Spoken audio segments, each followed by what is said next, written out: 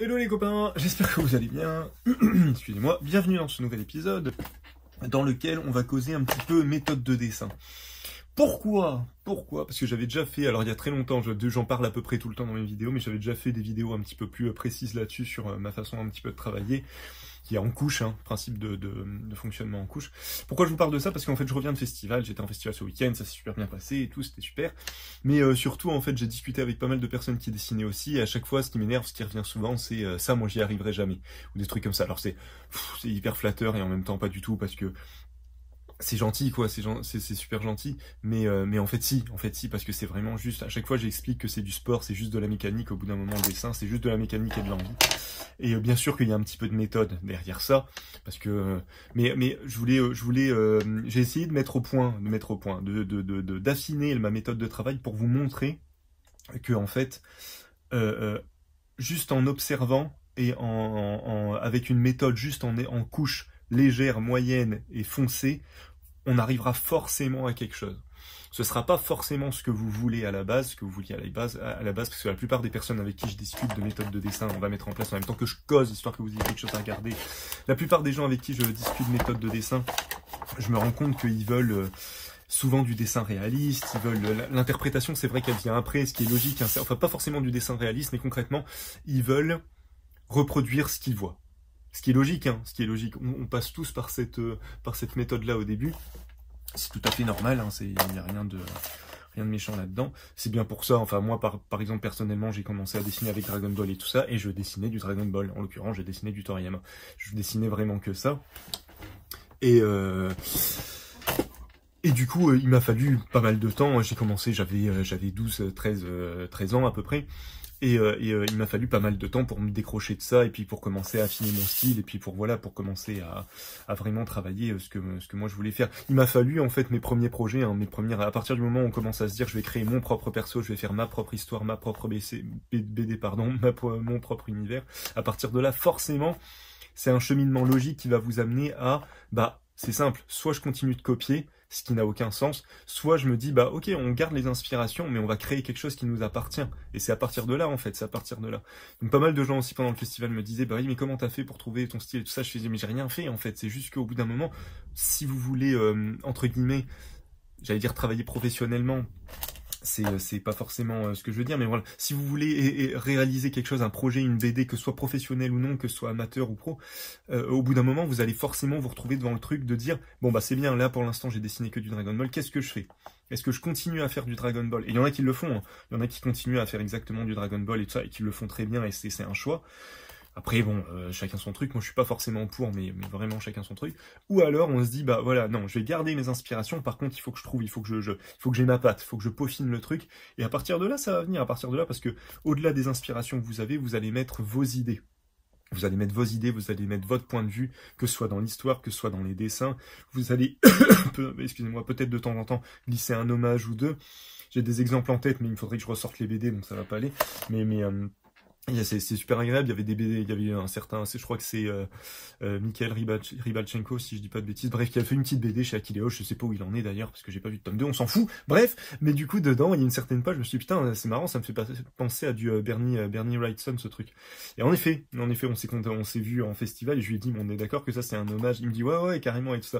Donc je me dis, ah putain, c'est génial, quoi, et du coup, de voir l'hommage, tout ça, et en même temps, de voir que ça a été digéré, qu'il a réussi à le ressortir, puis à s'en détacher tout de suite, enfin bref, tout ça. Voilà un petit peu, longue introduction encore une fois, tout ça pour dire que je vais essayer de vous montrer ça. Au début, je me suis dit, je vais le faire à l'aquarelle et tout ça, mais l'aquarelle, c'est un médium avec lequel je suis habitué. Alors le but, c'est vraiment de vous montrer qu'on peut, avec cette méthode-là, on peut à peu près tout dessiner. Je sais, ça fait... Je mettrai pas ça en titre de la vidéo, parce que c'est des titres qu'on voit partout. La méthode facile, la méthode truc, et ça me gonfle au possible, parce que bien souvent, la méthode n'est pas simple, en fait. Et là, forcément, quand vous allez avoir, vous allez pouvoir me dire, ah mais non, ça quand même, machin, il y a certainement des automatismes que j'ai, et je vais pas m'en rendre compte en les faisant. Je vais essayer d'être le plus didactique, entre guillemets, même si vous commencez à me connaître, c'est un peu compliqué. Bref, mais voilà.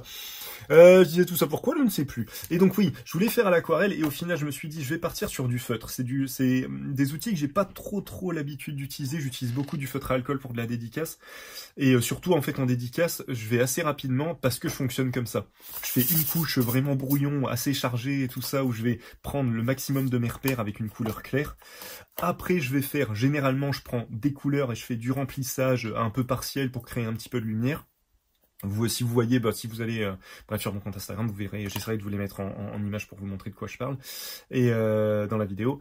Et donc là, on va le faire juste avec une seule couleur, vraiment pour simplifier le truc et pour vous montrer que voilà, qu'il n'y a pas forcément aussi besoin de couleurs dans un premier temps. Et une dernière couche avec un crayon plus foncé, un feutre plus foncé, pour pouvoir définir vraiment, finir par marquer, faire ce que j'appelle moi un espèce d'ancrage, marquer certaines zones plus que d'autres pour vraiment déterminer une profondeur, ou marquer tout le dessin, vraiment, voilà, affiner son trait. En fait, notre trait définitif, ça va être avec ce trait-là. Sauf que moi, je vous l'ai déjà expliqué, j'aime bien garder la construction du dessous parce que elle aide, elle est clairement comment on dit ça? C'est clairement, elle fait clairement partie du dessin. Donc, je vais arrêter de parler 2 minutes. Pour faire ceci, on va, se mettre aussi sur quelque chose que j'ai pas du tout l'habitude de dessiner. Là aussi, pour vous montrer qu'on peut tout dessiner avec, parce que forcément, si je vous fais un visage, c'est facile pour moi, parce que j'ai des automatismes avec du visage. On va faire de la bagnole. Et donc, j'ai cherché des images à peu près libres de droit, parce que je vois qu'il y en a une qui est un filigrane, j'avais pas fait gaffe. Mais je vais vous la montrer, celle-là, je la ferai pas. J'ai essayé de trouver des images aussi assez, entre guillemets, basiques, pour dire... Pour vraiment essayer de dessiner de la bagnole simple en fait. Et en fait je suis tombé sur cette image là et je me suis dit cette image là ça va pas le faire, enfin ça peut le faire parce que du coup il y a plein d'éléments qui vont être intéressants à dessiner et du coup ça va fausser un petit peu l'idée de dessiner une voiture. Il y a celle-ci, je pense que je vais faire celle-là. Je pense que je vais faire celle-là parce que c'est la plus simple. Il y a de la perspective, ça peut être parce que pareil si je vous fais une voiture comme ça en fait. Au début, je me suis dit, je vais faire ça, et je me suis dit, mais en fait, ça, c'est beaucoup trop simple. Ça, c'est beaucoup trop simple, c'est de la mécanique, c'est juste prendre des repères. Et entre guillemets, je pense que tout le monde sait dessiner ça. Moi, je dessinais ça quand j'étais... pas exactement ça, on est d'accord. Mais je m'amusais à dessiner des voitures quand j'étais petite, profil comme ça, très simple, sur mon cahier à carreaux, je prenais mes repères sur mes carreaux. Et puis voilà, quand j'étais petit, je m'amusais à faire ça. Et c'est très simple, une fois qu'on a compris le principe des roues, tac-tac, le corps de la voiture et le capot à l'avant, terminé, quoi. Les fenêtres, on peut s'amuser, on peut très très facilement créer des nouvelles et tout ça. Et en fait, c'était peut-être celle-là, je sais plus. J'hésitais entre ces deux-là. Et du coup, je vais peut-être faire celle-là quand même. Pour qu'on ait l'ombre et tout ça et quelque chose de plus intéressant à faire. Donc on va partir là-dessus. Je vais me mettre dans l'autre sens déjà, ce sera plus simple. Vu que c'est une image libre de droit, bah logiquement, je peux vous la laisser à l'écran quand même. Je vais juste la pencher un petit peu pour que moi, je puisse avoir mes repères. Qu'est-ce qu'on va prendre? Hop, qu'est-ce que ça tient avec ça? Oui, bah voilà, très bien.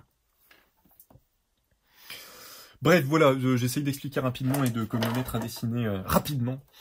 Pourquoi? Alors, dans beaucoup de vidéos que j'ai vues aussi sur YouTube, la plupart des gens, ils font un truc du genre où ils dessinent au crayon. Parce que c'est l'outil de base et tout ça. C'est intéressant et moi je me suis demandé pourquoi moi je dessinais jamais au crayon, enfin pourquoi moi je dessinais jamais au crayon et pourquoi à chaque fois je préconise pas le crayon et j'y ai réfléchi un petit peu et je me suis dit en fait le problème du crayon c'est que il y a déjà énormément de choses à gérer en fait avec le crayon, on se rend pas compte mais un feutre en fait, je vais le faire là juste pour qu'on se rende compte, je vais juste tiens pour avoir les 3 couleurs, hop, il y aura donc cette couleur là, je fais dans tous les sens, hein, désolé encore une fois. Cette couleur-là en base, en couleur claire. L'idée, c'est de prendre une couleur claire en base. Une couleur qui va facilement se superposer, qui va facilement un peu s'oublier dans la page. C'est ça l'idée. Ensuite, vous prenez du coup, hop, une couleur un peu plus foncée. Alors moi, au-delà d'une couleur foncée comme sont des teintes pastel, en fait, j'ai pris une couleur opposée, en termes de froid-chaud, à la couleur de base, parce qu'en fait, en se superposant, juste pour vous montrer, en se superposant, elle va forcément se foncer. Hop, tac, voilà. Ça va forcément vous donner un espèce de violet, et donc ça va forcément se superposer par rapport à ça. Et en plus, ça a le mérite de rendre la teinte chair qui est là, marque beaucoup le papier, un peu plus pastel dans le papier, un peu plus légère. Et en définitif, hop, je reviendrai avec celui-là qui est nettement plus foncé que les deux autres en termes de saturation de couleur et de profondeur, et qui va vraiment voilà, venir marquer la teinte. Voilà l'idée de base, juste pour vous montrer. Quand vous faites des traits au feutre, vous avez une superposition du feutre, mais au final, vous n'avez pas grand-chose à gérer niveau pression, en fait. Alors que si vous prenez un crayon, c'est l'outil de base, mais avec un crayon, vous pouvez passer de ça, et encore je le fais pas bien, à ça. Et le peu d'ateliers que j'ai fait avec des enfants, tout ça, je me suis rendu compte que bah, ils savent pas en fait, ils sont petits, ils savent pas gérer encore ce truc-là, ils savent pas y aller doucement. Donc à chaque fois je leur disais mais vas-y doucement, vraiment ça c'est tout ça c'est ta base. Donc faut vraiment y aller mollo, très très léger et tout ça, faut faire tes premiers placements, tout ça, voilà ce genre de choses. Et après tu vas venir marquer un peu plus. Et en marquant un peu plus, le contraste va faire que tu vas... Bon là, je fais n'importe quoi. On s'en fout, mais... mais vous voyez ce que je veux dire. Et après, voilà, ce trait-là. Au début, on voyait vraiment que les traits de croquis, et ce trait-là va venir vraiment marquer le papier, et du coup, faire oublier tout le croquis de base que tu as fait. Mais du coup, avec des enfants, c'était compliqué, et je suis vite passé au feutre, parce que voilà, au feutre, bah, il pourra pas faire, entre guillemets, plus foncé que ça, quoi. Même s'il repasse, ça va foncer un peu, mais ça va foncer en plus de manière assez homogène, et ça va pas faire plein de traits de différentes densités, et c'est si c'est ça, de différentes densités au niveau du pigment et de la couleur. Voilà, c'est beaucoup plus léger que ce que vous avez là. Voilà pourquoi, voilà pour ça, et du coup on va pouvoir commencer à s'y mettre. Du coup voilà, donc on commence avec une petite couche claire, et donc encore une fois, j'attaque aussi des voitures parce que j'aime pas, je n'aime pas dessiner les bagnoles, je vais pas vous mentir là-dessus, et du coup je me suis dit que j'allais me foutre là-dessus, comme ça ça va me prouver à moi-même aussi si mon truc fonctionne ou pas, voilà, dans un premier temps. Ce qui est intéressant pour moi, dans un premier temps, c'est quand même faire un placement. J'ai mis du temps à le comprendre, mais je me suis dit qu'en fait, ça permet pas un placement vraiment technique et tout ça, mais un placement juste où vous prenez le sujet que vous voulez dessiner. Donc là, entre guillemets, le sol, les murs, on s'en fout un peu. Ce qu'on veut dessiner, c'est la bagnole. Donc du coup, on va juste essayer de placer la bagnole. Et donc du coup, on prend cette extrémité-là qu'on va venir placer, je vais dire une bêtise, juste ici. Hop, voilà. Et cette extrémité-là qu'on va venir placer, histoire d'avoir un truc à peu près raccord, on va dire juste là, voilà. Et on s'en fout, c'est juste pour avoir une idée, et c'est juste pour dire, bon, maintenant je sais que ma bagnole, il faut que je visualise ma bagnole pour qu'elle rentre là-dedans. Et du coup, là, ce qu'on va essayer de faire, c'est quand même de déterminer entre guillemets, des parties de l'image. C'est-à-dire qu'on va essayer de... Parce que là, en effet, si on démarre ça, on se dit, oh putain, il y a de la perspective. Il y a des ombres, il y a des trucs qui sont définis, pas définis, il y a des choses qui sont hyper détaillées, ça va être chiant, tout ça. Voilà, donc il faut, hop, on oublie tout ça, et on détermine juste des zones. Donc moi ce que je vois là, par exemple, c'est un gros truc devant. En fait, c'est le principe de la perspective, hein. Vous avez une face, et après vous avez votre perspective. Si on place un cube, entre guillemets, je peux pas le faire sur mon écran, mais en gros, là, voilà, si on place un cube, ça fait quand même quelque chose comme ça. Ça peut être intéressant de faire ça dans un premier temps. Dans un premier temps, essayer de faire juste un petit croquis comme ça vite fait, tout petit pour vous montrer. Là c'est juste pour vous montrer le principe de cube, c'est qu'on va être sur quelque chose comme ça, quoi, en gros. Et je fais n'importe quoi parce que c'est pas ça du tout, c'est dans l'autre sens. Ça commence très très bien, excusez-moi. Hop, c'est parce que je fonctionne, je sais pas pourquoi je m'emmerde à faire ça, parce que je fais pas ça de base. Mais c'est juste pour vous montrer. Donc on est beaucoup plus là-dessus. Je sais pas pourquoi je suis parti dans l'autre sens, excusez-moi. Pour ça que je ne suis pas prof de dessin. Et du coup, mais c'était juste pour vous montrer. Du coup, il faut juste avoir ça en tête, que vous êtes sur un principe de cube, et que vous avez une profondeur avec votre point de fuite qui est juste là, qui est quand même hyper visible. C'est quand même n'importe quoi ce que je viens de faire. Bref. Mais sinon, même sans ça, en fait, sans ça, je vais partir vraiment comme je le ferai moi, et comme je le ferai moi sans avoir des trucs de professeur, c'est que j'irai vraiment... en marquant au maximum dans un premier temps les premiers traits. Si ça se trouve, ça va pas le faire. Hein. Si ça se trouve, je suis en train de... Encore une fois, si ça se trouve, ça va être pourri. Mais l'idée, c'est que dans un premier temps, on s'en fout. C'est notre première couche. Donc on y va, voilà, on y va franco. On essaye juste de déterminer dans un premier temps des flûtes. Je vais y arriver. Des zones, voilà. Dans un premier temps, on va juste déterminer des zones. Et essayer de comprendre un petit peu le principe un peu de symétrie de voiture. Et là, voilà. Là, on est avec notre première couche très légère. Donc, on se tracasse pas, on s'emmerde pas, on y va. Je repense à la perspective, ça c'est vraiment des trucs, ça prouve que en fait j'ai pas de méthode académique là-dessus, et que j'y vais, je fais quand même beaucoup de dessins vraiment au feeling. Et j'aime bien, moi je milite un petit peu pour ça, quoi. C'est super d'avoir de la technique, si vous voulez être rassuré, si vous voulez avoir vraiment de la technique et tout ça, et avoir les choses un peu de manière, comment on dit ça, un peu de manière mathématique, un peu, voilà, un peu logique le truc. Ce que je suis en train de faire, c'est clairement pas fait, pas fait pour vous, quoi. Parce que moi, je réagis beaucoup ouais, une espèce de sensibilité, quoi, une espèce de sensibilité à l'image et pas forcément avoir un truc. Je m'en fous, en fait, que ça ressemble vraiment ou pas. Je suis pas, mis à part quand c'est une commande, quand c'est une photo, où là je suis entre guillemets un petit peu en stress parce que je me dis il faut quand même que ça ressemble, tu peux pas partir n'importe comment. La plupart du temps, vous voyez un petit peu ce que je fais, je m'en fous un peu en fait. C'est pas ça qui m'intéresse en fait, c'est pas ça qui m'intéresse dans l'image.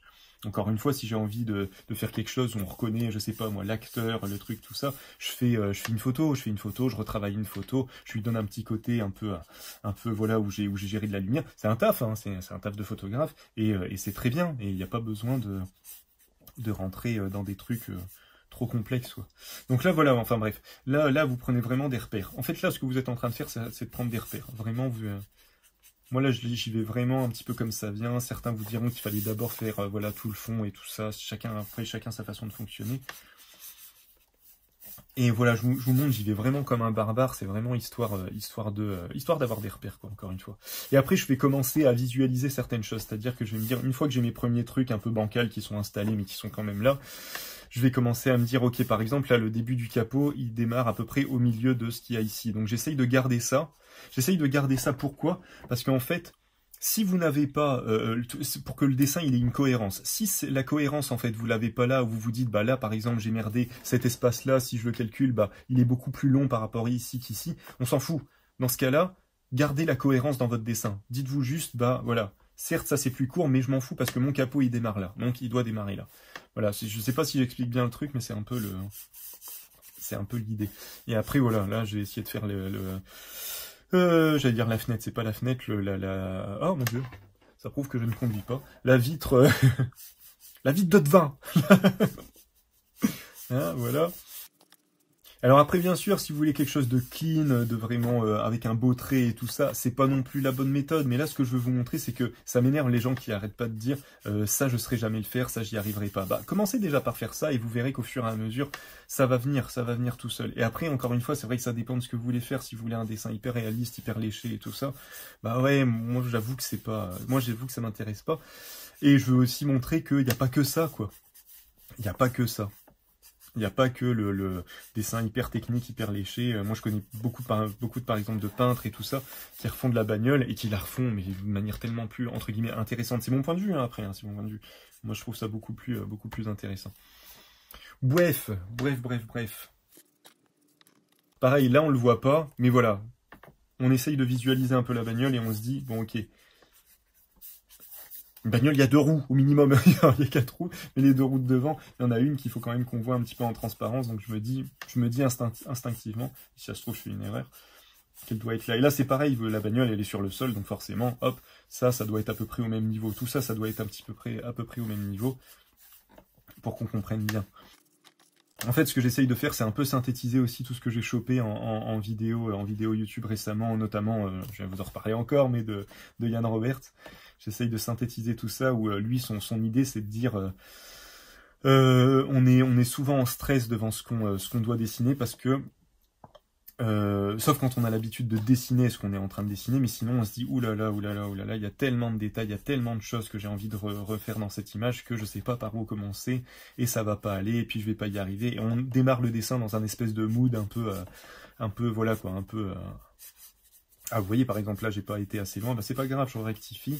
Ça va être un petit peu pourri dans un premier temps, et vous allez voir qu'au fur et à mesure, ça va donner quelque chose, j'espère. J'espère que je vais prouver mon point. Et bref, et du coup, Yann Roberts, son idée, c'est ça, c'est de dire, hop, on oublie tout ça et on simplifie. Là, j'aurais potentiellement pu faire ce qu'il fait, mais je me suis dit, avant, je vais essayer de voir si moi, ce que j'ai en tête, ça fonctionne. Et peut-être je referai une tentative avec vraiment la façon dont Yann Roberts, parce que Yann Roberts, là, lui, il découperait tout en termes de valeur et de lumière. C'est-à-dire que dans un premier temps, il va juste essayer, en plissant les yeux un petit peu, on voit que tout ça, c'est dans l'ombre, donc il faut donner la part, il faut commencer à vraiment faire une forme de ce côté-là. Voilà, déterminer un petit peu ici, il y a une zone d'ombre, ici, il y a une zone d'ombre ici, et après, on va construire. Enfin bref, je vous encourage à aller voir Yann Roberts, je vous remettrai ça en lien. Parce que super, au niveau de la composition, très intéressant. Très intéressant pour comprendre vraiment ce qu'il en est. Ce qui ne veut rien dire en soi. Hein. Là, pareil, je vois que, bon, là, cette partie-là, elle démarre à peu près à ce niveau-là. Donc, hop, je peux me mettre ici. Je vois que la roue, elle va se terminer un petit peu ici. Moi, je fais souvent ça, en fait. Je prends des repères pour avoir mes proportions, entre guillemets. Et après, hop, j'essaye pareil de garder. Là, ce qu'on voit bien, ce qui est intéressant de voir, c'est avec la perspective, c'est qu'elle se réduit, en fait. C'est le principe du point de fuite, hein. Elle va se réduire et tout ça. Donc, forcément, c'est pour ça, en fait, que je suis parti dans ce sens-là, parce qu'en fait, là, si on suit, bah, si de toute façon, il faut suivre un peu ce trait-là. Pour déterminer une perspective, faut 2 lignes, en fait. On peut prendre cette ligne-là, et je vais dire une bêtise, ça pourrait être cette ligne-là, plus cette ligne-là comme ça. On peut prendre ces 2 lignes. Ces 2 lignes, elles sont quand même bien visibles, la ligne de la poignée et la ligne vraiment du bas, du bas de caisse. Et du coup, on va avoir notre point de perspective qui va se trouver qui va se trouver à peu près là. Et si on veut vraiment bien faire le truc, voilà, en effet, on refait le point de perspective et on place à la manière un peu d'un quadrillage. Moi, c'est une méthode qui m'emmerde. Je vais pas vous dire le contraire. Le peu de cours de dessin que j'ai eu pendant mes années d'art plastique et tout ça, parce que moi j'ai fait une fac d'art plastique, j'ai pas fait Saint-Luc ou des trucs comme ça, hein. Beaucoup diront ça se voit. Et oui, je sais bien. Mais ça aussi, c'est une façon de dire aussi, voilà, quand en festival on me dit mais alors vous avez fait quelle étude et tout ça, vous avez fait machin. Moi je dis j'ai pas fait d'études, moi j'aime juste dessiner en fait. Et je suis pour le fait de partir du principe qu'on aime juste dessiner et de partir là-dessus. Je sais pas comment dire ça. Je parle beaucoup, hein, encore une fois. Je sais pas comment dire ça. Je suis pas sûr que des gens comme Trondheim, comme Boulet et tout ça, comme Matt Groening, comme d'autres dessinateurs, tout ça, ont vraiment appris tout ce qu'ils savent dans leur cours de dessin. Je suis pas sûr. Alors beaucoup de gens vous diront, et c'est vrai, hein, je dis pas le contraire, il faut apprendre à construire pour déconstruire. Ça dépend, c'est vrai, en effet, c'est vrai que c'est mieux, c'est vrai que bien souvent, moi je me rends compte que j'ai eu beaucoup de mal à l'admettre, mais c'est intéressant de pratiquer un style qu'on n'a pas du tout l'habitude de pratiquer, et après de revenir à son style à soi, pour se dire ah ouais, ok, bon, c'est bon, j'ai compris, ça m'a appris des choses, ok, je vois, et tout ça. Mais oui, si ça va, j'allais dire, putain, il est vachement bizarre ce rétro, mais bon. Bon, vous voyez, ça commence un petit peu à prendre forme. C'est dégueulasse, on est d'accord, hein, c'est dégueulasse. Mais, qu'est-ce que c'est que ce truc? Tiens, attendez. Un espèce d'aileron dans le bas, j'avais pas fait gaffe. Enfin, c'est pas un aileron. Ah, arrête de me faire croire aux gens que tu sais des trucs de l'automobile alors que tu pratiques que dalle. Arrête un peu, c'est gênant. Non mais bref, voilà, là on a notre bagnole à peu près, hein. C'est pas du tout parfait, c'est énormément casse-gueule. C'était le but, c'est quelque chose que je ne dessine jamais, hein, sachez-le. Donc du coup, c'est pas pour excuser ou quoi que ce soit, c'est pour aussi vous montrer le truc. Est-ce que je tente un gros... juste pour me faire un petit peu plaisir, parce que ce que j'aime bien au feutre, c'est justement ça, c'est le côté un peu freiné comme ça. Je sais plus ce que je disais avant, tiens. Ça va me revenir. Voilà, là on a notre dessin de base. On a notre dessin de base à peu près. Il y a un truc ici aussi, juste voilà.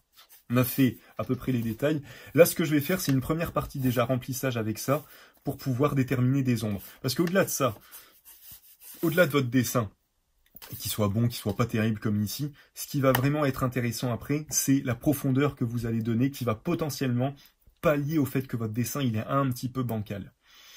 Et même s'il est un petit peu bancal, en fait, on s'en fout parce que c'est l'interprétation que vous lui donnez. Et encore une fois, bon, après, ça dépend vraiment de ce que vous voulez rendre. Si vous voulez faire du dessin technique parfait et tout ça, oui, là, bon, c'est mal barré. On va pas se mentir. Mais tiens, j'ai oublié toute une partie là, dis donc.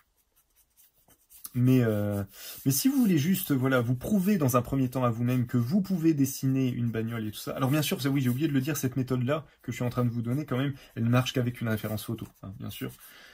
Dessin d'imagination, vous pouvez très bien repartir du même principe, ça va vous permettre de construire votre dessin, de démarrer d'une couleur claire, puis moyenne, puis foncée. Mais c'est beaucoup plus intéressant à faire d'après photo pour se prouver à soi-même qu'on peut y arriver, quoi. Ça va être beaucoup plus intéressant de ce côté-là. Voilà, là j'essaye de commencer à travailler juste certaines zones, de voir un peu ce qu'il y a à faire. Moi, en fait, ce que je veux montrer, c'est vraiment ça, c'est qu'il y a de la place pour tout le monde, quoi. Qu'il y a de la place pour tout le monde, et c'est justement la diversité qui va être intéressante, quoi. Parce que si on dessinait tous de la même manière, si on faisait tous du manga, voilà... Si on faisait tous que du fanart, si on faisait tous que du truc bien fait, bien léché, tout ça, c'est chiant, au bout d'un moment, c'est chiant.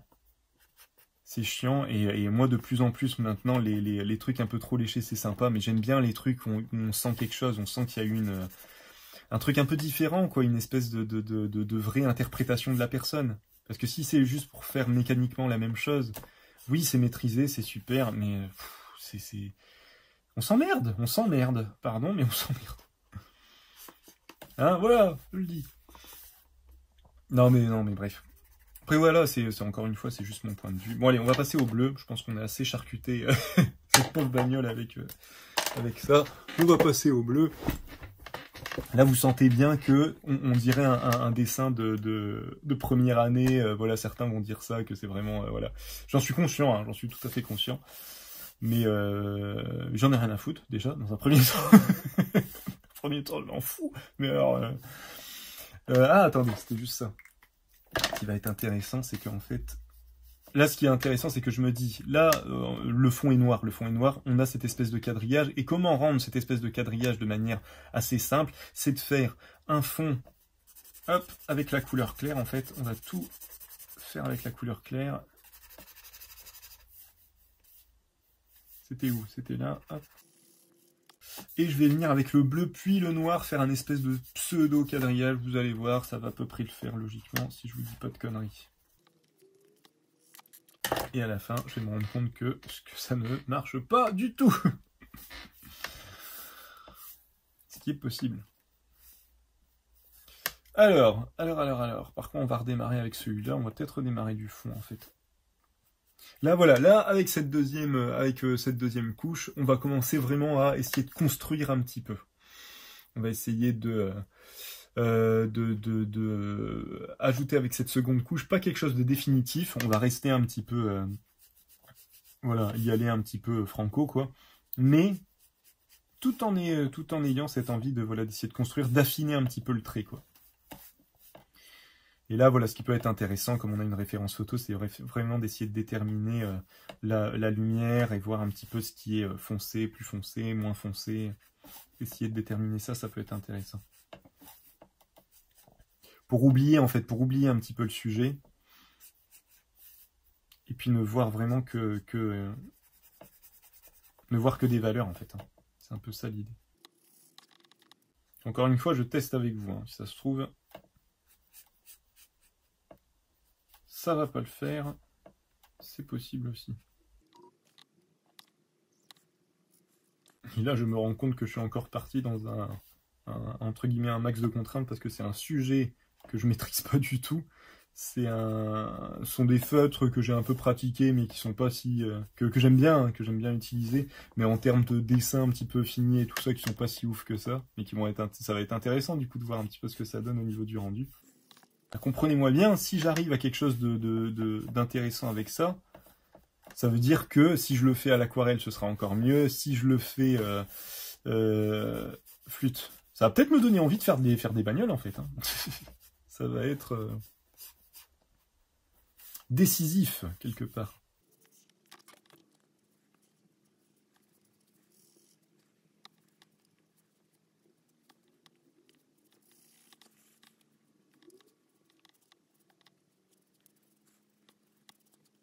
Je crois que ce que je veux essayer de prouver aussi, c'est qu'en fait, un dessin moche, il peut devenir beau.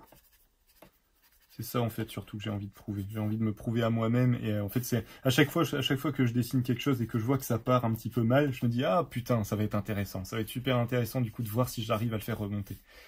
Et du coup, quand j'arrive à le faire remonter, bah forcément, moi, je suis content, même si, en effet, s'il est pas terrible, en fait, le dessin. Mais tout le parcours, comme le portrait que j'ai fait de machin, là, avec sur l'épisode avec les pinceaux Borciani Bonazzi, là. Celui-là, je vais le garder longtemps en mémoire parce que je me dis, je suis revenu de très très loin quand même. Je suis revenu d'un truc qui était vraiment pas top à quelque chose qui est potable quand on le regarde comme ça de manière définitive. Mais je me dis, si on regarde vraiment tout le processus, on se dit, ah putain, il y a du taf quand même. Il y a du taf. Il y a du taf et il y a une espèce d'acharnement. Après, on appelle ça comme on veut, hein, mais il y a une espèce... Bon, vous voyez, par exemple, la roue, là, j'ai pas fait gaffe, mais je l'ai fait un petit peu comme ça, alors qu'elle aurait dû être un peu plus comme ça. Est-ce qu'on en a quelque chose à foutre? J'ai envie de... Ah, c'est pas bien. Faut en avoir quelque chose à foutre quand même, quoi. Mais il faut pas se dire, voilà, faut pas balancer son crayon et se dire, ah putain, j'y arrive pas, ça me saoule. Non, non, non, faut aller au bout, faut aller au bout. La persévérance, putain, s'il y a un truc, en fait, je m'énerve tout seul. Non mais c'est vrai, s'il y a un truc qu'il faut garder en dessin, c'est la persévérance. Parce que là que, entre guillemets, je commence à avoir quelques années de festival et voilà, les potes qui dessinent super bien et tout ça, mais que je ne vois plus en festival, je me dis, mais qu'est-ce qui s'est passé? Les mecs, ils savent dessiner, les mecs, ils ont des projets, et je les vois plus, ils font plus rien. Pourquoi? Je me dis, c'est juste qu'ils ont plus la niaque, quoi. Ils ont plus l'envie, ils ont plus la persévérance, ils ont lâché le truc. Et donc, en fait, je me dis que cette méthode de dessin-là, elle va vous apprendre à persévérer. Elle va vous apprendre juste à vous retrouver face à des problèmes et à vous dire, c'est pas grave, on va y arriver, c'est pas grave, c'est pas insurmontable, c'est pas grave. Et c'est ça qui est intéressant aussi avec le dessin, avec toute activité qui suppose de la création, c'est qu'on se retrouve devant des problèmes et on doit les régler. Et du coup, voilà, c'est super intéressant du coup en termes comment on dit ça? J'allais dire du life hacking, mais c'est un peu ça en fait. Hein. Ça va vous apprendre à vous faire confiance et à vous dire, hey, c'est bon, c'est bon. Oui, ça va être chiant, ça va prendre un petit peu de temps, mais on va y arriver. On va y arriver. Moi, si le dessin m'a appris quelque chose, c'est vraiment ça. C'est vraiment cette idée de me dire, eh ben, ça part peut-être mal, ça part avec des complications, ça va être tendu et tout ça, ça va demander du temps, ça va être laborieux, mais avec de la volonté, il y a moyen. À cœur vaillant, rien d'impossible, comme on dit. Et encore une fois, si jamais vous avez des questions, tout ça, si vous voulez m'envoyer vos créations et tout ça, ça m'intéresserait vachement de voir un petit peu ce que ça donne. Si vous voulez m'envoyer vos créations avec cette méthode-là, ça m'intéresserait encore plus de voir un petit peu ce que vous avez réussi à faire. Et si vous avez envie de me dire que c'est de la merde, vous pouvez aussi, mais bon, j'y prêterai forcément moins attention parce que moi ça fonctionne pour moi, donc... Mais je peux comprendre. Ceci n'est pas un encouragement au harcèlement, hein, notez-le bien. Vous voyez là par exemple j'ai fait une espèce de capot qui part un peu trop comme ça, je vais essayer de le rectifier un peu. C'est pour vous montrer que la couche du dessous, on s'en fout en fait, on s'en fout complètement. Mais par contre elle est intéressante parce qu'elle nous a montré, là il nous a montré que ça va pas, donc hop, on essaye de rectifier un petit peu.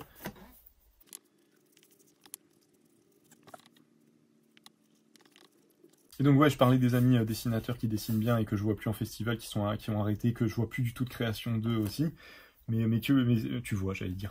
Mais c'est surtout ouais, par rapport à ça, parce que je me disais ça, quand j'ai commencé vraiment à dessiner un peu professionnellement et tout ça, je me suis dit, ah putain, ils ont de la chance, beaucoup d'aisance dans le dessin. J'ai un ami dessinateur qui dessine très très bien, énormément d'aisance. Je me dis, putain, mais moi, si j'avais cette aisance-là, si j'avais cette facilité-là comme il a, mais voilà, j'enchaînerais projet sur projet et tout ça. Et bizarrement, voilà, cette personne, je la vois plus trop, quoi. Je vois plus trop ce qu'elle fait.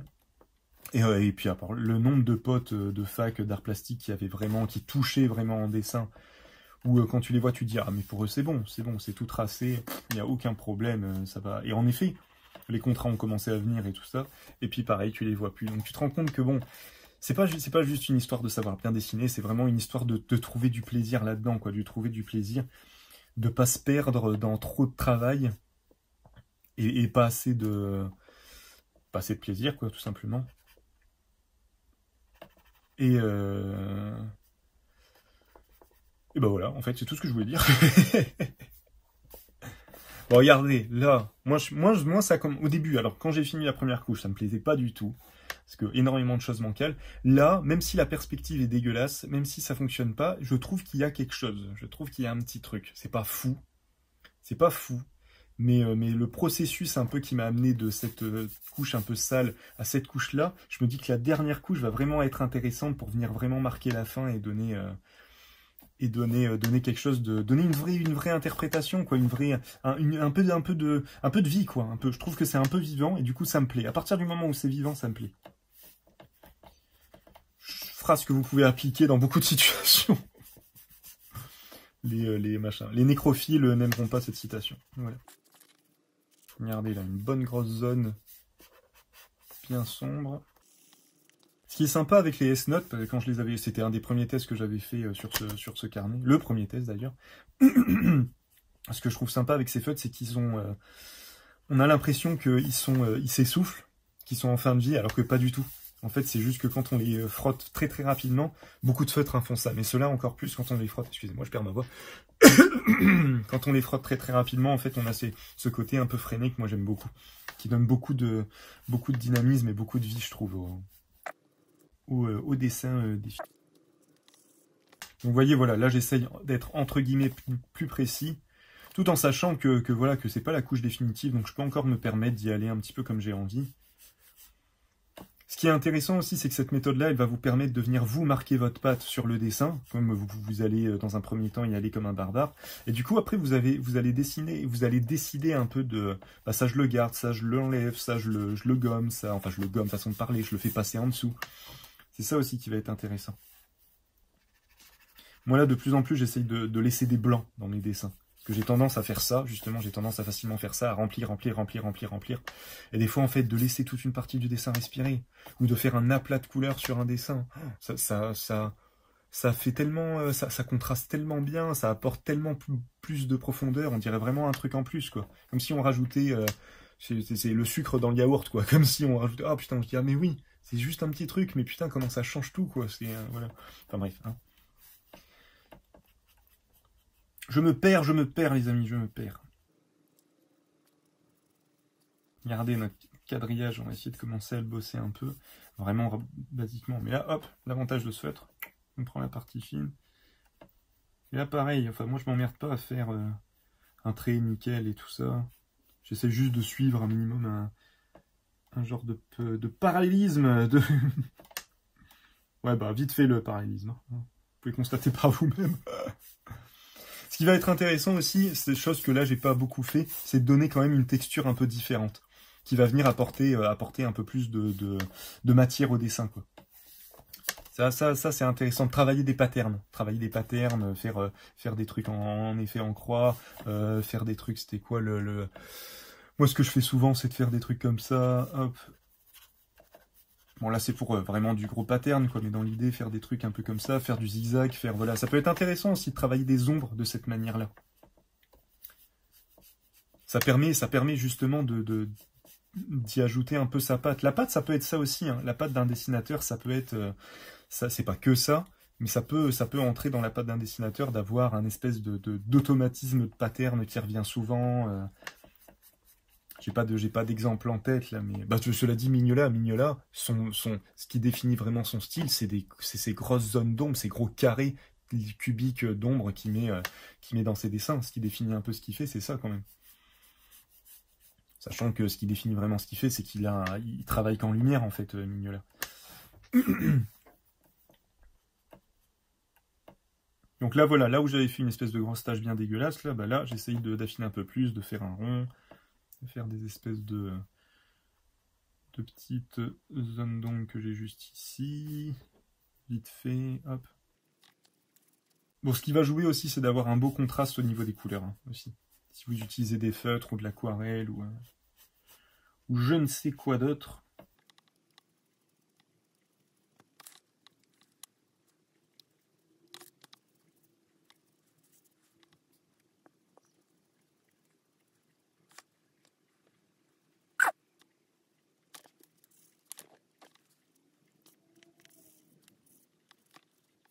Là, pareil, j'essaye de rectifier un petit peu le phare pour avoir quelque chose au moins toujours parallèle. Oui, non, pas parallèle, comment on dit ça, au même niveau. Enfin bref, je commence à me perdre dans mes pseudo-explications. Ça promet. Non, c'est pour ça, hein, j'ai des demandes des fois d'ateliers, des trucs comme ça, et j'avoue que je suis encore un petit peu timide, très timide par rapport à ça, parce que je me dis, ma méthode de travail, c'est ça, quoi, les gars. Ma méthode de travail, c'est... Et je vois, hein, le peu de cours que j'ai donné, j'en ai toujours 10 personnes sur les 14-15, j'en ai une bonne dizaine qui me regardent un peu, genre, mais il est sérieux, lui? Et je dis, un problème, voilà, c'est que... moi, je veux pas du tout me poser en tant que professeur, en tant que machin, ou donner des cours. Donc c'est pour ça que j'essaye de plus parler d'accompagnement qu'autre chose. Parce que déjà, en fait, on oublie, mais ce qui est valide pour l'un n'est pas valide pour l'autre. Ce qui est intéressant pour l'un n'est pas forcément pour l'autre. C'est quelque chose de très subjectif quand même, tout ça. Hein. Le dessin, tout ça, vous voyez la variété de dessins qu'on a. On n'a pas une seule et même méthode. Donc c'est Il faut garder tout ça en tête, même quand on enseigne. Moi, ça me tue un peu les... Ça, ce qui me tue en ce moment, pour être honnête avec vous, parce que je me tape pas mal de vidéos. Toutes les vidéos de dessin où ça commence par ne faites jamais ça, ne faites... Ah, ça me casse les... Hein, je vais rester poli. Ça me casse les noix. Parce que c'est faux, parce que c'est tellement faux. Personne, elle dit, il y en a un qui a fait ça, j'ai vu choper une vidéo d'un mec qui dit ne travaillez, quand vous faites du mouillé sur mouillé en aquarelle, j'en ai déjà parlé je crois en plus, il dit quand vous faites du mouillé sur mouillé en aquarelle, surtout ne jamais revenir dessus, parce qu'en effet, et il a raison d'un certain point de vue, il dit si vous faites une belle zone en mouillé sur mouillé, si vous retravaillez dessus, vous allez avoir de nouveaux détaches, parce que vous allez bouger les pigments qui sont sur la feuille, et donc vous n'aurez pas une zone homogène. Donc il dit, il faut jamais faire ça. Et c'est avec le jamais que je suis pas d'accord, c'est vraiment ça le problème. Parce que du coup, excusez-moi, ce monsieur, juste après, il tombe sur une vidéo de Joseph Zbugvich, qui lui ne fait que du mouillé sur mouillé, où le mec il retravaille, il vient même vaporiser son mouillé, donc comment on dit ça? Il le travaille vraiment, quoi. Il lui donne vraiment beaucoup de profondeur. Il le laisse pas en uni. Et donc, il revient sur cette vidéo et il dit, ah bah oui, mais il y arrive parce que c'est un maître. Mais non, il y arrive pas parce que c'est un maître. Il y arrive parce qu'il peut le faire. Parce que c'est permis, en fait, de le faire. Il n'y a pas d'interdiction, les gars. Arrêtez avec ça, quoi. Ah, ça m'énerve, ça m'énerve. Non, mais c'est fou, quoi. Il y a déjà énormément de... Putain, décidément, j'ai un problème à la gorge. Il y a déjà quand même assez de contraintes dans les outils qu'on utilise pour dessiner, on va pas s'en rajouter en plus, quoi. Il y a déjà, quand on fait de la peinture à l'huile, il faut utiliser certains médiums et pas d'autres. Quand on fait de l'acrylique, il faut se grouiller parce que le temps de séchage...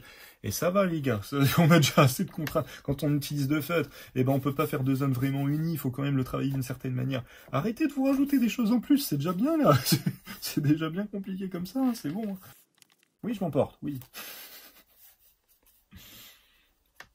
Enfin bref, dessiner comme vous avez envie de dessiner. Le tout, c'est de dessiner. Et le tout, c'est surtout de se faire plaisir.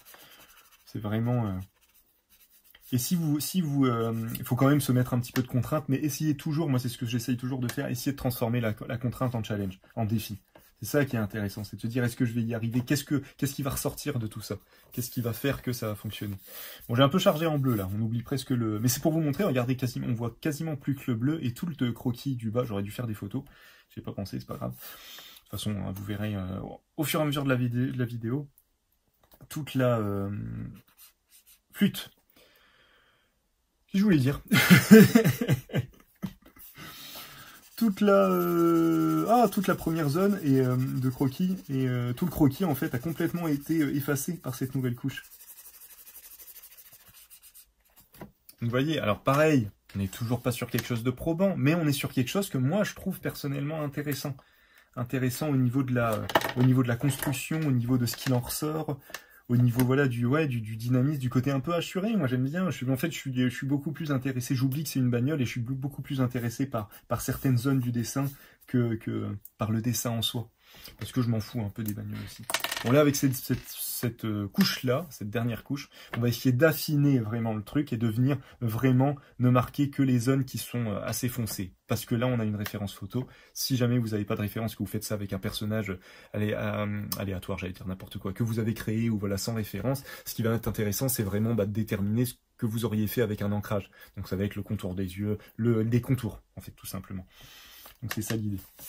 Mais là, comme on est d'après une photo, je me dis ça va être intéressant de travailler vraiment, de continuer à travailler les contrastes et de pas faire juste un espèce de... On peut faire un espèce de contour standard qui va être intéressant à regarder des graffeurs, des street artistes et tout ça. Souvent, c'est ce qu'ils font. Souvent, c'est ce qu'ils font. C'est qu'ils ont une couche, ils travaillent leur lumière, leur couleur et en dernier, ils font une espèce de couche très ligne claire au final.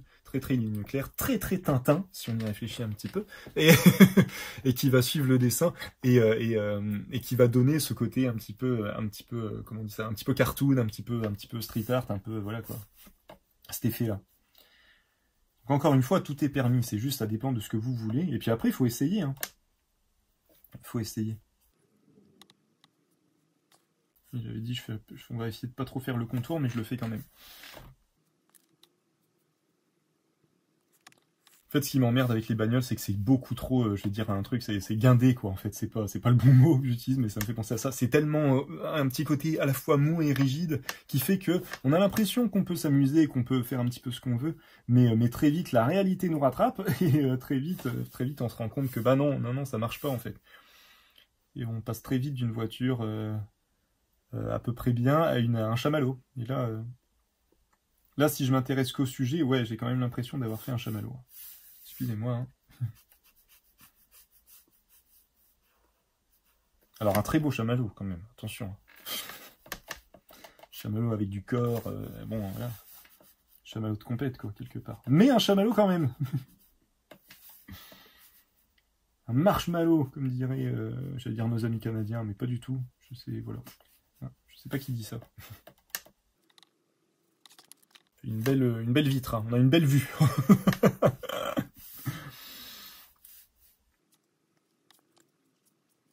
Et là, du coup, là où avec les premiers traits, j'étais fort saturé, fort assuré plutôt, pas saturé, n'importe quoi, mais que j'y allais vraiment franco. Là, voilà, là, j'essaye de vraiment décider de ce que je veux mettre, de ce que je veux laisser transparaître, et vraiment m'attacher à ça, quoi. Et pas me laisser avoir par trop de détails. C'est un peu ça l'idée. J'espère que je tiens, je peux pas penser. Est-ce que ça transperce? Ça va, hein. Ça va encore. Ça va encore.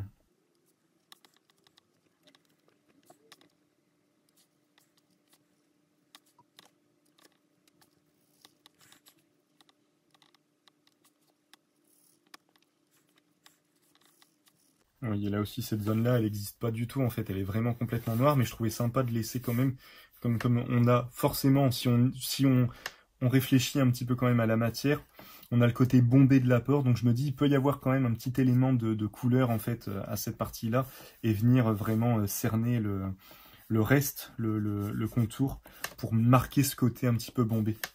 Je me dis que ça peut être intéressant. Donc on peut aussi se permettre des libertés, quoi. On peut aussi se permettre de... Quand on est sur la fin comme ça, on a déjà notre base qui est à peu près correcte, qu'on a déjà notre structure, notre construction et tout ça qui est à peu près correct aussi. On peut commencer à se dire, allez, là je vais ajouter quelque chose qui me parle moi, quoi. Là aussi, concrètement, je devrais refaire toute cette partie-là noire, mais le contraste un peu bleu-rose me plaît beaucoup, donc je pense que je vais rester là-dessus. Et j'ai rajouté ça parce que là, on le voit pas, mais en fait, si on y réfléchit 2 minutes à la perspective, forcément, sauf si cette partie-là, elle va vraiment jusqu'au bout, on a un début de roue, en fait, avec la perspective d'une roue qui est, qui va être comme ça, quoi, en fait. Là, je le fais très mal, mais voilà. Donc on a normalement, et hop, cette partie-là, donc là, on s'en fout, mais voilà cette partie-là qui remonte, et là je me rends compte que j'avais fait que cette partie-là. Donc soit il roule sur une route de vélo, c'est possible, hein, mais soit il y a quand même un début de roue, hein, quand même. En tout cas en dessous, après ouais, peut-être ça s'arrête là. D'ailleurs pour le coup, cette partie-là, je vais la faire en noir parce qu'elle est bien marquée, et du coup ça va être intéressant. Quel contraste avec le fond, avec l'ombre du dessous et avec toute cette partie qui est vraiment claire, que je vais essayer de garder claire. À chaque fois je dis que je vais essayer parce que des fois je dis des choses et puis mon cerveau dit quelque chose et ma main fait autre chose. Qu'est-ce qu'on peut les amis? Et là aussi, vous voyez, j'essaye de pas rentrer entre guillemets dans les détails parce que moi ça m'intéresse pas. Je pourrais faire vraiment réfléchir, ok, l'enjoliveur, en effet, il y a cette partie-là. Enjoliveur, voilà, ça je sais en bagnole. S'il y a cette partie-là qui est détaillée, il y a cette partie-là, mais non, j'avoue, je m'en fous un peu. Donc on va faire une sensation, une impression d'enjoliveur. Juste en travaillant les noirs, en fait, juste en travaillant les zones d'ombre. Et en gardant en tête cette idée de oui, forcément, il y a les rayons et tout ça, donc du coup, il faut que les rayons se correspondent un petit peu, sinon ça ne veut plus rien dire. Mais après, on peut faire un dessin, là je vous montre ça d'après photo en style un peu réaliste, mais on aurait pu partir aussi sur une interprétation en mode un peu, j'allais dire Tim Burton, parce que là c'est ça qui me vient en tête, mais avec, imaginons des énormes roues avec un tout petit corps de la bagnole, ça aurait pu être marrant aussi, quoi. Mais là c'est vraiment pour, une fois pour toutes, comment on dit ça? Pour pouvoir dire aux gens, les gens qui me diront au festival, ah, moi ça je saurais pas le faire et tout ça, je leur dirai, voilà, allez voir cet épisode-là, parce que je m'attaque à quelque chose que j'ai quasiment jamais dessiné de ma vie, qui me saoule à dessiner, sur lequel je prends quand même du plaisir, parce que là, moi je m'amuse bien, on peut vous mentir, je m'amuse quand même bien, et sur lequel j'arrive quand même à quelque chose. Donc c'est juste pour dire que arrêtez de partir de l'idée que ça, je peux pas le dessiner. Si, vous pouvez le dessiner. Après, est-ce que vous avez envie de le dessiner? Est-ce que ça a un intérêt pour vous de le dessiner? Est-ce que moi, là, l'intérêt pour l'instant pour moi de le dessiner, c'est juste de me prouver à moi-même et de pouvoir vous montrer à vous aussi que, bah voilà, même s'il y a des choses qu'on n'aime pas trop dessiner, il faut faire des trucs un peu sous la contrainte, mais il faut pas que ce soit punitif non plus, quoi. Donc là, c'est pour ça, là, je me suis permis de prendre aussi des outils qui m'amusent un petit peu. Voilà, le feutre et tout ça, c'est des choses qu'en plus, déjà, j'ai pas l'habitude de dessiner, donc double contrainte. Moi, j'aime bien avoir des trucs un peu comme ça. Mais, mais aussi, j'aime bien... je les avais déjà utilisés, donc je sais à peu près quand même où je vais avec, et j'aime bien les utiliser. Donc du coup, voilà, tout ça pour dire ça. J'espère que ça reste audible, tout ça.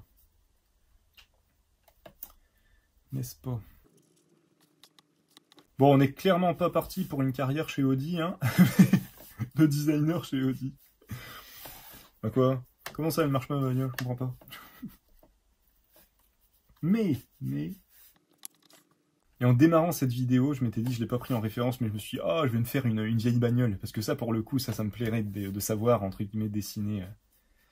des vieilles de chevaux ou ce genre de choses, parce que ça me plaît, physiquement ça me plaît, les bagnoles de... Mais voilà. Mais pour autant, j'ai essayé de prendre une bagnole, alors j'ai pas pris une Peugeot 206 ou des trucs comme ça non plus, la bagnole est quand même jolie, quoi. Et elle a quand même des détails qui sont intéressants, qui font que, sans le vouloir, j'ai pris quelque chose qui est quand même intéressant à dessiner. Mais je voulais vraiment pas. Au début, je me suis dit, bah non, on prend vraiment le truc basique, et ce que je vous ai montré, la photo, la voiture vue de profil et tout ça, mais je me suis dit, mais ça a aucun intérêt, en fait, ça a aucun intérêt, parce que ça, pour le coup, il suffit vraiment de faire un espèce de quadrillage ou de trucs comme ça, et puis c'est hyper simple à dessiner. Par contre, voilà, dès qu'il y a de la perspective, là, les gens commencent à paniquer, ils commencent à se dire, ah putain, mais ça va pas être possible, il me faut les bases de la perspective, il me faut... Oui et non, bien sûr qu'il faut les bases de la perspective, c'est toujours mieux pour comprendre un peu ce qu'on dessine. Mais regardez, moi j'ai de la preuve, hein. La preuve avec le début de la vidéo. Je les ai pas tant que ça, les bases de la perspective. Et pourtant on s'en sort. Et pourtant on s'en sort à peu près. Non, après c'est mieux de les avoir, j'avoue. J'avoue, il y a des trucs comme ça, c'est quand même bien de les avoir en tête.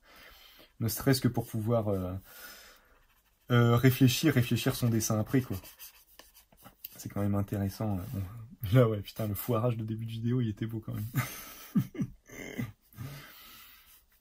N'importe qui dirait, oh non, ça je vais pas le garder. Et ben moi je vais le garder parce que c'est rigolo, c'est ça qui est marrant. Une façon de dire aussi que on peut se foutre de ma gueule, quoi, c'est pas... Hein. Chaque fois je le raconte, mais je sors quand je sors. Ça fait un moment maintenant, mais je sors de 3 années de fac d'art plastique, on n'a pas arrêté de dénigrer ce que je faisais en disant que c'était trop BD, que voilà. Et quand je suis allé dans un milieu un peu plus BD, on a dit bah non, c'est pas assez BD, ça va pas du tout, tout ça. Donc bon, je vous avoue que hein, ils critiquent et tout ça. Et à chaque fois je raconte cette anecdote, je sais pas si je l'ai déjà racontée, mais c'est pas grave, je vous la redis quand même. C'est que j'ai tout ça, en fait, au début ça m'affectait un petit peu. Les critiques, tout ça, tous ces trucs-là, surtout les critiques de gens qui connaissent entre guillemets rien. C'est pas gentil entre guillemets ce que je dis, mais la personne qui vient à chaque fois, la personne de festival qui me dit que ce que je fais c'est moche, j'en ai eu, hein. C'est vraiment pas terrible ce que vous faites, des trucs comme ça. Et je me rends compte que j'ai fait le quadrillage à l'envers, en fait, je percute maintenant. Parce que ça c'est pas noir en fait, ça, c'est l'intérieur qui est noir.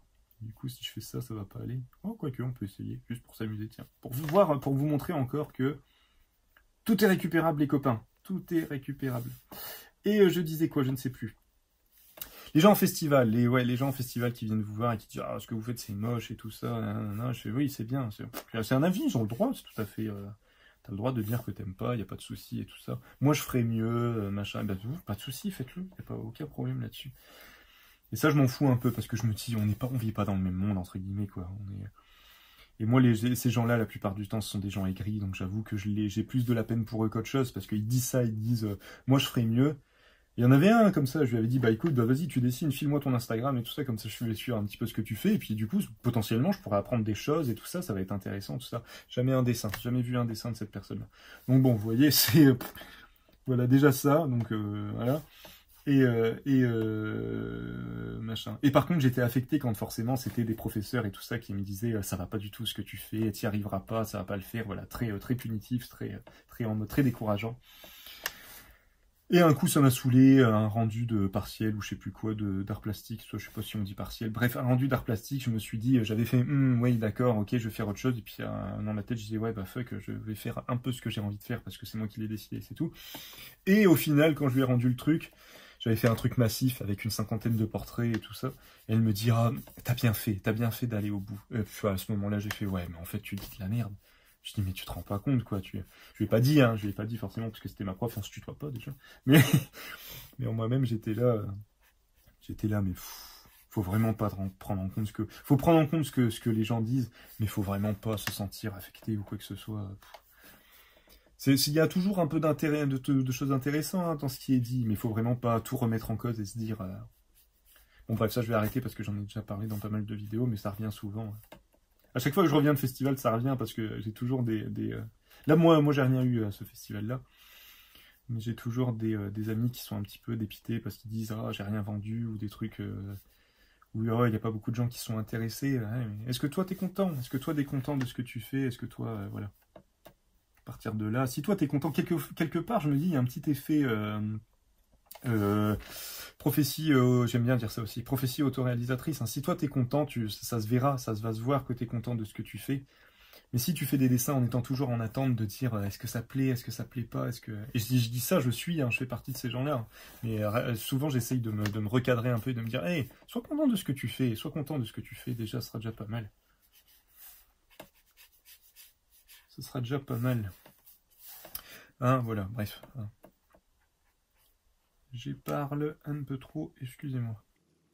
Puis quand il n'y a personne pour rien me dire, là je suis en espèce de roue libre, je pense que vous l'aurez remarqué depuis le nombre d'épisodes que je fais. Quelque part c'est un genre de thérapie, ça me permet de mettre des mots. Et ben les copains, on arrive tout doucement à la fin. Hein, on arrive tout doucement à la fin, on est à combien de temps là à peu près? J'arrive pas à voir. Hop 1h09, et bah 1h09 c'est très bien 1h09. On va s'arrêter là. J'ai pas encore de vue générale sur le dessin. Je vais prendre un peu de recul dans quelques instants. J'essaye de faire les derniers détails qui me sautent un petit peu aux yeux là tout de suite. Je sais même pas quel genre de bagnole c'est ça. J'y connais tellement rien. C'est tout une catastrophe. Qu'est-ce qu'on a là? Qu'est-ce qu'on a là? Qui va là? C'est juste de faire quelques lignes quand même pour faire genre. Pour faire genre, vous avez vu, j'ai suivi un petit peu le dessin quand même. Bon, et ben voilà! Alors, là je prends un peu de recul et j'essaye de voir un petit peu par rapport au dessin de base. Alors, il y a énormément d'erreurs. Hein. Énormément d'erreurs. Mais, le but... Je pense que vous l'aurez compris, tiens, j'ai pas du tout laissé de place pour le petit truc juste ici.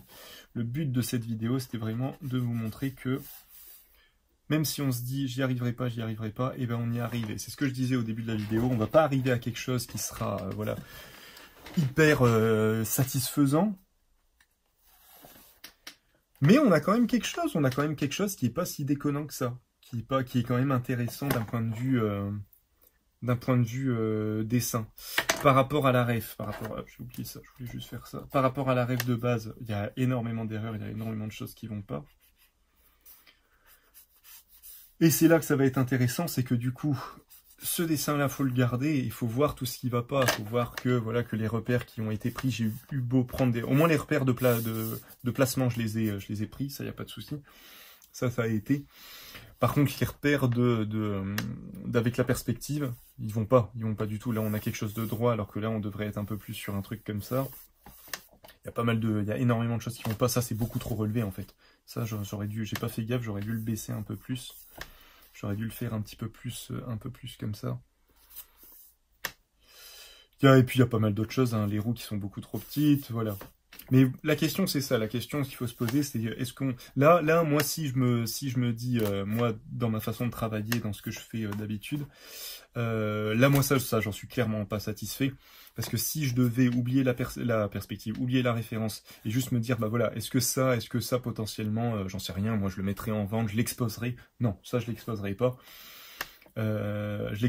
Mais je le retravaillerai certainement. Ça m'a donné envie, en tout cas. Ça m'a donné envie d'essayer de rebosser un petit peu des trucs, un petit peu de la bagnole et tout ça. Et peut-être plus de rentrer dans des processus d'exagération plutôt que de vouloir rester dans un truc un peu étriqué. Je trouve que je suis resté dans un truc vraiment trop classique, alors qu'il y avait un truc vachement sympa à faire au niveau de la perspective, justement, là. Là, moi, on a vraiment l'impression qu'on a une vue un peu d'une majorette ou de trucs comme ça, assez basique. Et on n'a pas du tout cet effet de perspective, ce qui prouve que ça peut être intéressant de bosser sa perspective quand même. Mais je vous rappelle que ce n'était pas le point de cette vidéo. Pour ma défense. Mais du coup, voilà. Du coup, voilà. Donc encore une fois, pas hyper satisfait du résultat, mais je trouve qu'il y a quand même quelque chose et je me dis, oh bah tiens, ça m'a prouvé à moi-même que, bon, finalement, en n'ayant aucune connaissance automobile, c'est comme si, dites-vous bien quand même que là, c'est comme si je dessinais un corps sans avoir d'idée de morphologie ou quoi que ce soit. Donc en effet, c'est très bancal, il y a énormément d'erreurs, il y a plein de choses qui vont pas. Mais voilà, en n'y connaissant rien, cette méthode-là, en passant d'une première phase de croquis à une phase un peu plus travaillée et à une phase entre guillemets définitive qui va venir marquer certaines zones, permet quand même d'obtenir un résultat qui est quand même intéressant. C'est pas un truc fou, mais je me dis pour quelqu'un qui se dit j'y arrive pas, bah au moins ça prouve le point. Voilà. Mais on est d'accord qu'il y a énormément de choses qui vont pas. Énormément de choses qu'il faut que je travaille au niveau de la perspective, de la profondeur et tout ça. Voilà, écoutez les copains, j'espère que cette vidéo vous a plu. Si vous avez des questions, des commentaires, tout ça, faut vraiment pas hésiter. Et puis on va continuer à essayer de bosser tout ça dans des futurs épisodes. Et on va quoi? On va se dire au prochain épisode. Allez les copains, prenez soin de vous, à la prochaine. Salut